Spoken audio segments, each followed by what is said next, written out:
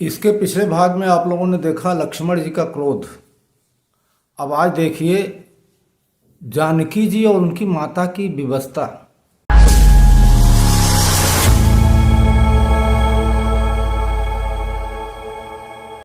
ओम श्री परमात्मने नमः। आज आप लोगों के समक्ष बालकांड का दोहा नंबर 256 से 258 तक प्रस्तुत किया जा रहा है। आप लोग भी मेरे साथ गाइए।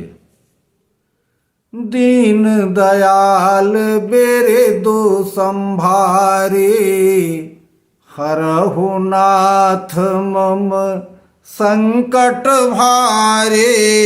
सखि सब कौतुक देख निहारे, जेऊ कहावत हितो हमारे।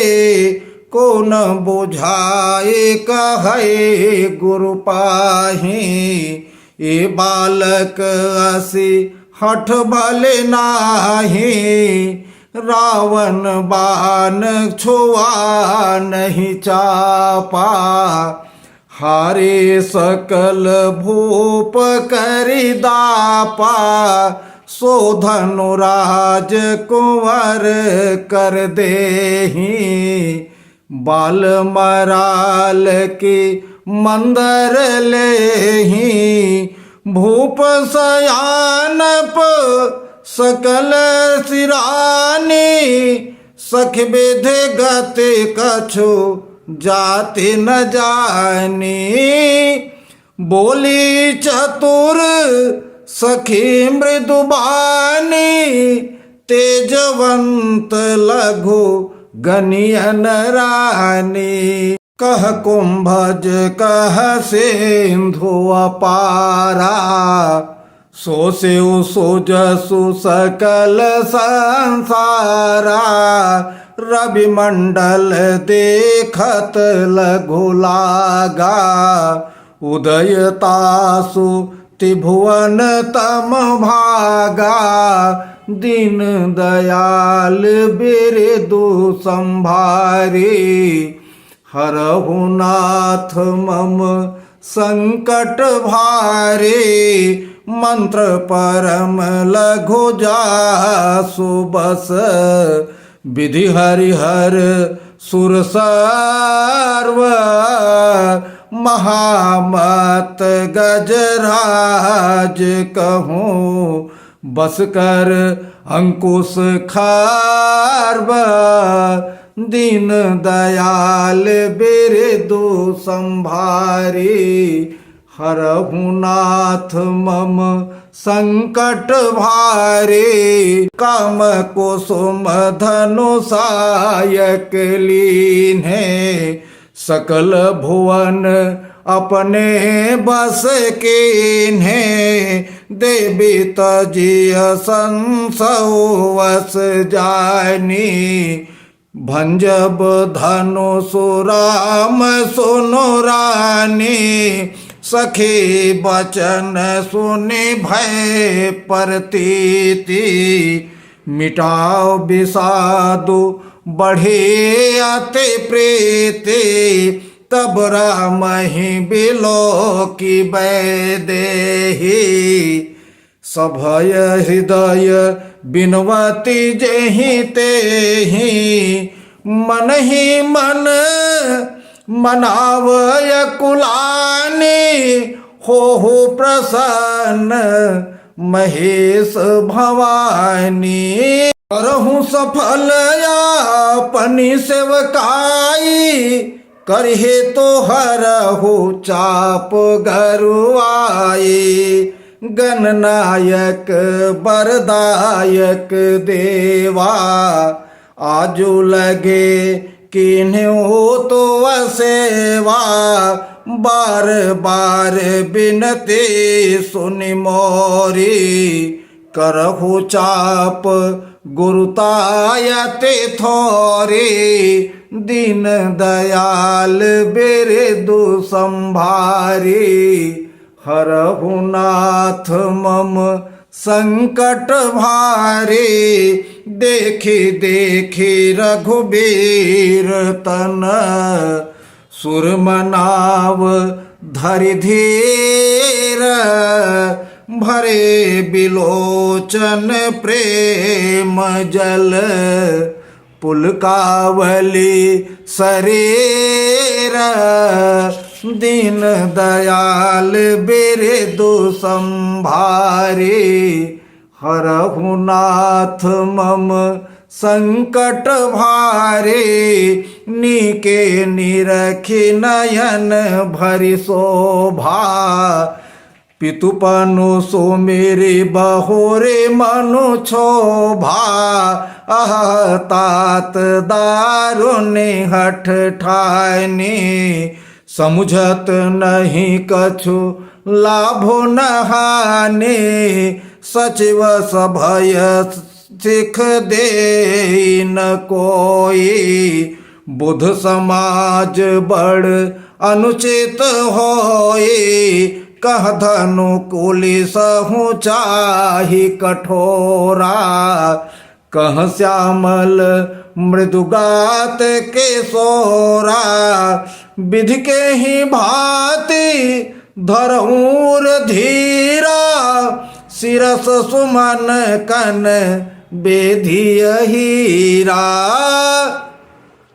सकल सभा के मति भय भोरे अब मोहि शंभु चापो गति तोरी निज जड़ता लोगन पर डारी होहि हरुह रघुपति निहारे अति परिताप सिय मन माही लव निमेष जुग सय सम जाहि दीन दयाल बिरदु संभारी हरहु नाथ मम संकट भारे प्रभु ही चितई पुण्य चितव मही राजत लोचन लोल खेलत मन से जमीन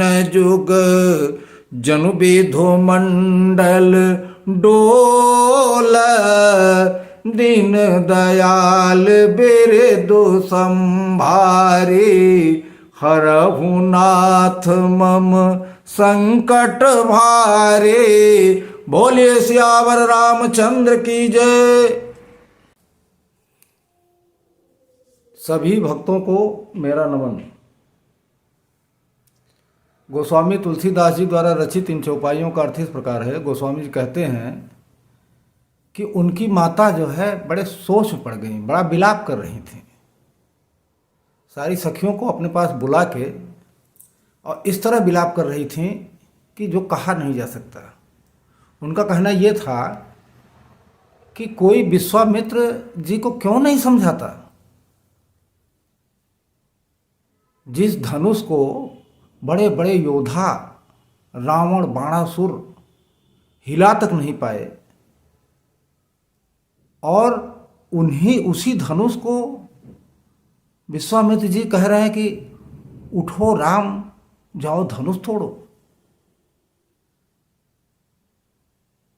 अब आप ही लोग बताइए कि मैं क्या करूं, क्या सोचूं। मेरे तो समझ में नहीं आ रहा है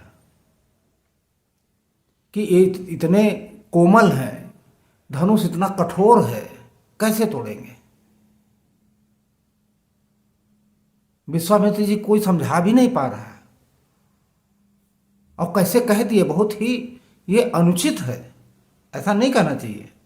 भला बताइए, कोई हंस का बच्चा हो, वो कोई मंदरांचल पर्वत को उठा सकता है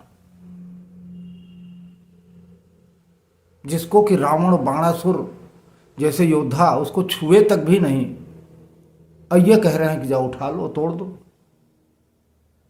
बड़े मुश्किल की बात है।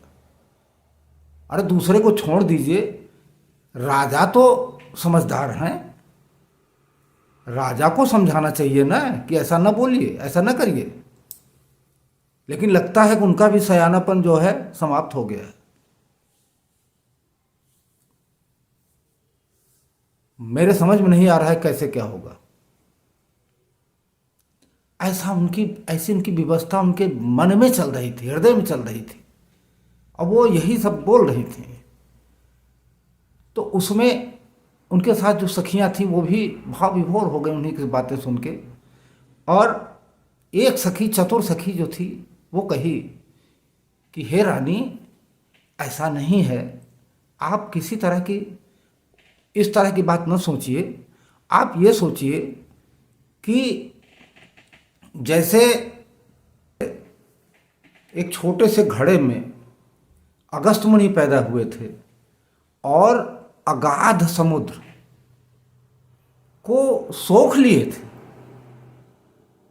जिस तरह छोटा सा सूर्य होता है, जब उगता है तो तीनों लोकों में अंधेरा छट जाता है, उजाला हो जाता है।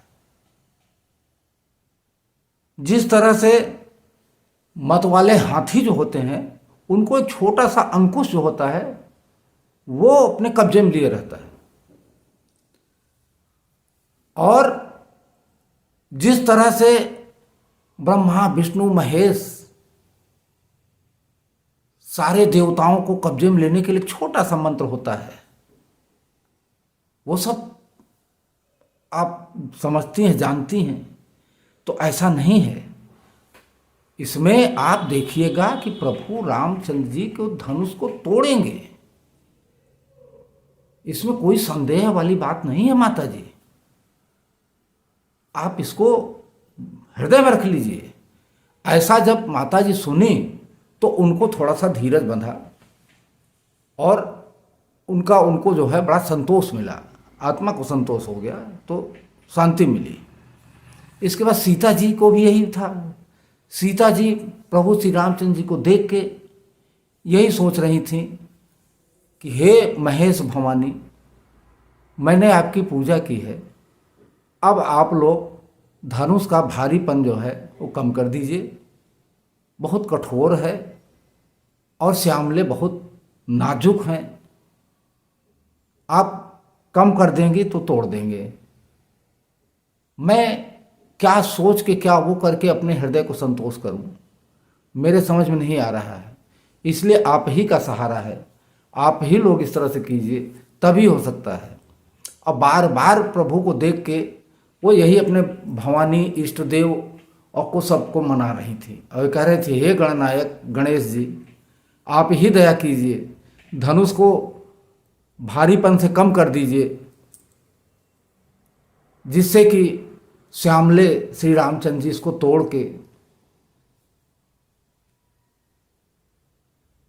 सकें। बार बार उनका मन यही व्यवस्था से भरा था कि मैं क्या करूं, कैसे करूं, कैसे अपने हृदय में धीरज धरूं। उनके बिल्कुल समझ में नहीं आ रहा था क्या करूं। अब फिर पिताजी का जब हठ याद करके दिमाग में आया ना, तो और ज़्यादा उनको जो है क्षुब्ध हो गए और कहने लगी कि कोई मंत्री भी डर के मारे पिताजी को भी समझा नहीं पा रहा है कि क्यों इस तरह से हट किए हैं, कि एक इतना कठोर धनुष जो है रख के अपना प्रण किए हैं। मैं कुछ कह नहीं पा रही हूँ, किसी तरह कह नहीं पा रहा हूँ। उनके नेत्रों में जल भरा था, प्रेम से उनका जो है हृदय विह्वल हो रहा था। वो क्या करते।